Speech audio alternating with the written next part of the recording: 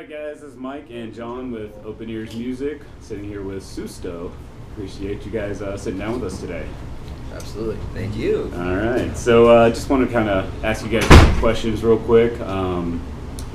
Give me the backstory on SUSTO. I know a lot of you guys are all in different bands, have some of your solo stuff, and maybe past versions of the band all together in Charleston. But, you know, how did it come about as SUSTO as the current version? You want to start that? Sure.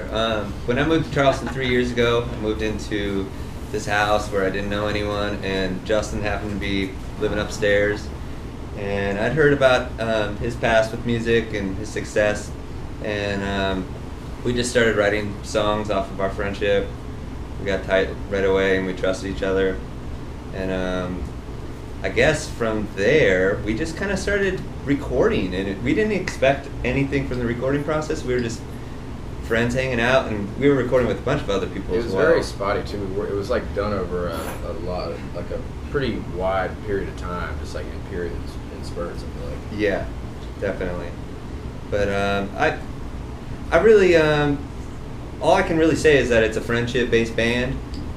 My boy Corey, you know, he came into the group a little later, and I'm just thankful to have good friends to play music with. Yeah, I had been in a band for a while that, like, the SUSTO record, I kind of started recording it with our producer Wolfgang, and we had a few songs kind of demoed out when Johnny moved, and I've been playing with the same people for like a really long time, and it was just kind of a drag. I wasn't really into what we were doing. I was trying to kind of like reinvent what I was doing artistically, and Johnny comes in the scene. He's working on his own record. He moved there to do a record with Wolfgang, and so he started living in the house with us. And I was seeing him at the studio. I mean, Charleston's a pretty small town, and you run into each other. And when we started, just like, I was like, come in the studio. You know, like, I really liked his songs and what he was doing, and it was just like a really good fit. Like, I feel like I loved the stuff he added to songs. Like, it was like just a really good relationship in the studio. And Johnny has an amazing solo record, he's an amazing solo artist. So like after the record was made, we played some shows together, but he was kind of an album cycle with his record, so he was off touring. So I put a band together, and I guess we'll call it like SUSTO 2.0, and Corey was the guitar player for that. And so then that kind of fizzled away. People didn't really have open schedules, and we were really wanting to tour, and like, you know, I had gotten knuckle tattoos. I was like, I can't sit around and do this. Like, we have to like get on the road. and so Corey was ready to go on tour, and Johnny's always down to leave. So we were getting ready to go to South by Southwest this year, and Johnny and I were just talking, and we decided he was gonna come back and be part of the live group. And we reached out to our drummer Marshall, who had been doing like some like graphic design for us and stuff. And I was like, Marshall's playing in bands too, and I asked him, I was like, man, we really need somebody to just lock in and have a free schedule for us. And he had really liked what we were doing, and he was a friend, but also kind of a fan too, so like, he was on board and had a free schedule and Learned all the parts. That's great. And so we locked in four of us, and we still have two guys that kind of rotate playing bass that they're in other bands that we're already kind of spoken for. One of them actually was in SUSTO before he joined this other band, but SUSTO wasn't really doing anything. We were just kind of making a record. He was in my old band with me. But so we kind of like rotate with those guys, but the four of us have really, you know, gotten really used to playing with each other. And it's like, out of all the three versions of what the band has been live, this just feels so good. We get along so well together on the road, and also in the studio. We're working on a new album right now that we're really excited about too. So it kind of developed over time, and like I said, Charleston is kind of a small town, and you know, Corey actually was playing with Johnny, and that's how we found Corey. Yeah, I met Johnny. We had this Dutch friend who was an exchange student. He had a going away party, and then Johnny and Justin came to that party, and that was the first time I'd met them. And he was a mutual friend of ours, and Johnny walks into the party and sits down. And he looks at me and he's like, so you play the piano? Do you want to be in a band? Literally just like that, with his hands across everything. Hey, you want to be in a band?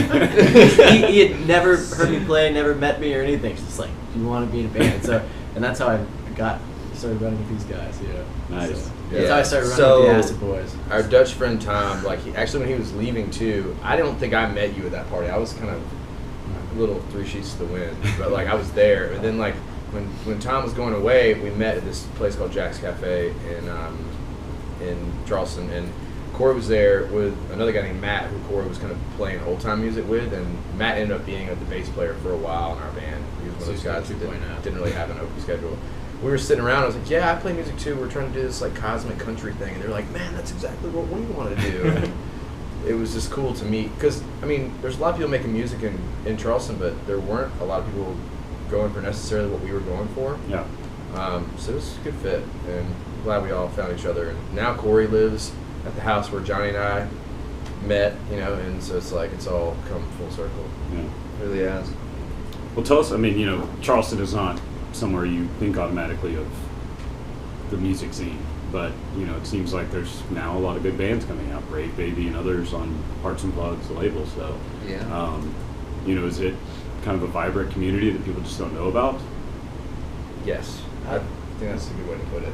I feel like there's like this like really large concentration of talent that's just kind of like welling up right now.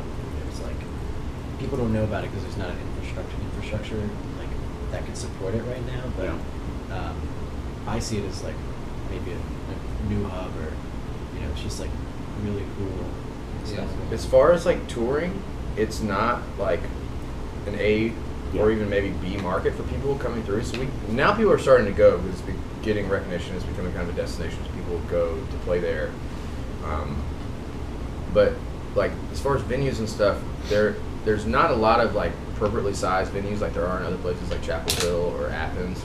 And so there's this really cool DIY culture, not only to the making of records. Like we make all our records in a storage unit, and everybody does that. Yeah. Like and like there's a thing called Pop-Up Charleston that like they throw shows in different unique spaces, but they kill it. People come and they sometimes they don't even charge, but they make a ton of money just off donations and merch for the bands coming through.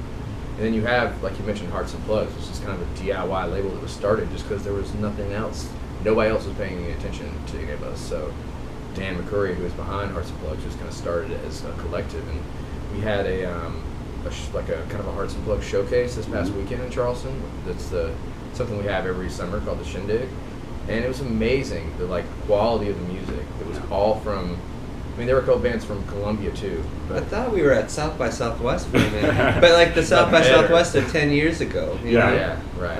Because you go to South by now. You really didn't have to wade through any of the bullshit. Yeah. Yeah, everyone's so talented. Yeah. That's huge. Great songwriters. Yeah, it was cool. Yeah. And it seems like a creative environment to be around. It's a great city, Charleston, And like I said, it's small too, so we're all right up under each other. Every time I walk to the corner store, I see somebody who's a friend or in a band or an artist or something like that, where it's just everybody loves the communal aspect of our city, and it kind of brings out your creative side because it's a pretty joyful place to be honest with you. So even some of our songs, it can be kind of dark, but we like to have a little sarcastic touch on it because you can't take yourself too seriously. Yeah. And I think that's a vibe that is understood, just something in the water in Charleston, maybe. Yeah. At least in our group of friends. But And we all live within almost half a mile of each other. less, Everybody. quarter mile. The space where we work is a block away from the house where we live, where Johnny used to live, where two guys in Brave Baby live.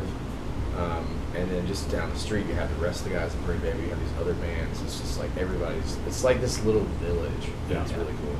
That's great. Well, speaking on the records themselves, I know you got the self-titled debut from 2014, and then sometime the live from the Australian Country Music Hall of Fame. Yeah, that's the house we live in. Yeah. So tell us about Australia and Charleston. What's that all about? That's the question that there isn't really an answer for. When we were It came out it was a joke, Yeah. really. It's just Australia, yeah, let's put it in front, it's funny. It came out before while we were making our record. And we weren't doing anything seriously. We weren't we were just casually making this record, and we all of us lived in this house, and it was just a wreck of a house, like all these people in it all the time. So we started like we were drunk or stoned or both one night, and we were just like tagging it on Facebook. We're like the Australian Country Music Hall of Fame as a place. As a place, and then I went to work at a bar that's also a really cool venue in Charleston called the Royal American. And the first day, the owner was like, "I see you guys always tagging the Australian Country Music Hall of Fame. Have you been to the?" And I was like, "No, I didn't know that." And he was like, "Turns out his ex-wife, he used to live in Australia, and his ex-wife's like family like runs the actual Australian Country Music Hall of Fame." So there is some strange. That's a good thing. And then we just did a tour with some Australians, and we were like, "Well, we can't have you guys ever do this tour and not have you play." So it started off with a house show of them playing. Again, it's kind of full circle, but it was like the house was really central around the making of the record, so we wanted to do something to celebrate it being kind of a year old that could like celebrate where it's from. And so being able to do a house show in the house, like with a small crowd in an intimate setting, and have people who were kind of in and out of the recording process jump in and do cameo appearances was really special, and it felt really cool, and it's been well received too. So awesome. Well, so give us, when somebody hears SUSTO for the first time, what do you want people to get from it, to feel, to be inspired? What's behind the making? Yeah, I'd like for people to connect to it and to feel like they're part of a greater human spirit, because they're like, that's what songs do for me.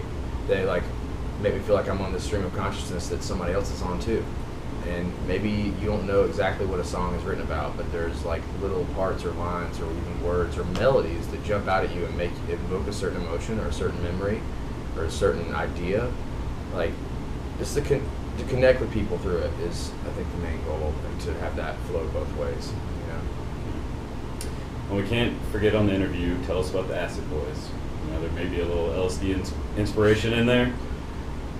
Yeah, well, I mean, it's a pretty straightforward answer. We just we're all experimenting with acid together. Kind of. Were you the three main three of the Acid Boys? Well, this is before Corey Okay. met us. It was kind of. it's probably the producer Wolfgang. He delved in it more than anyone, I think. Yeah. He was off in the clouds sometimes. Yeah. You kind of had to rein him back into this still reality. kind of just getting back. But it's been good. I mean, the thing about psychedelic drugs and LSD and all these things, it makes you go inside of yourself and figure out what you need to do to improve. It really helped me to improve myself as a person. Made me kind of like, ego's always going to be there. But I had a massive ego, and it really wasn't. It didn't benefit me in any way. It was destructive. And after taking a psychedelic, a couple times, I haven't really done it too often. Like, I've probably done it 4 times. And I haven't done acid now for almost a year and a half, 2 years. People still come up to us like, "Man, I love to drop L," and we're just like, it wasn't really a party thing for us. Yeah. And I mean, it was something that we would go out and have fun on. Like when it talks about the Acid Boys in the song, where the phrase comes from like this ritual we kind of had every time we would drop. We would go out as a group and just ride bikes through the city, like late at night, and like it felt like kids, and we all got really close because we felt like we got to be kids together again. And also, it kind of strips away this veil. Like, you start to think different things are important and certain things are less important. And I'm really thankful for that time that we kind of all went through together, or some of us. I mean, we have new people who have entered the fold since those days, but I mean, the phrase acid, or the term Acid Boys, wasn't a thing until we started writing a song that was kind of about that period, and I was just kind of sing off the top of my head to fill in the lyrics, and it just popped out, and then everybody heard it and they're like, "Yeah, we are the Acid Boys." And then that's how it always works. Then I dropped out of college, got knuckle tattoos, and here we are. Can't look back. Can't look back. Perfect.